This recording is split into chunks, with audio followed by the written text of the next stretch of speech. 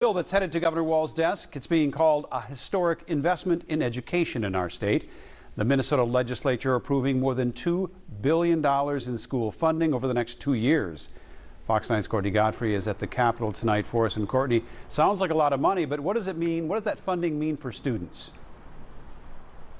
Well, Randy, I touched base with superintendents from across the metro who didn't want to comment on the bill until they were able to read through it fully. But for those that are facing budget shortfalls, which is many of them, they're hoping that this helps.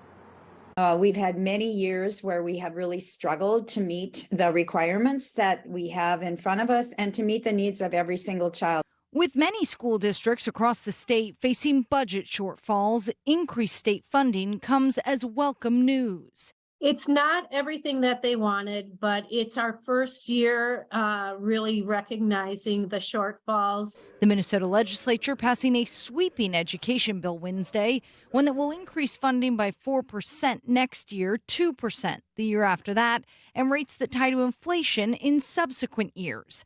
Deb Henton with the Minnesota Association of School Administrators says they look at it as back pay. Now, again, with the future increases tied to inflation, you know you're at least going to get 2 or 3%. So that'll really help with predictability and sustainability into the future. Districts like Waconia having to answer to upset parents earlier this year as they announced teacher layoffs to adjust for a $6 million shortfall.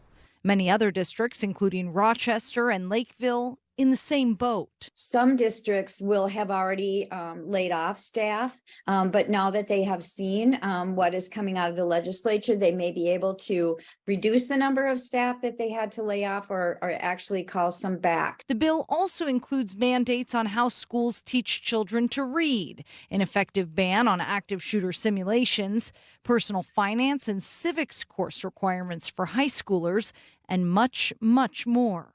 I did have to compromise with the governor and with the House, and I still think we came out with just an excellent bill. The bill also includes funding for community libraries and children's museums.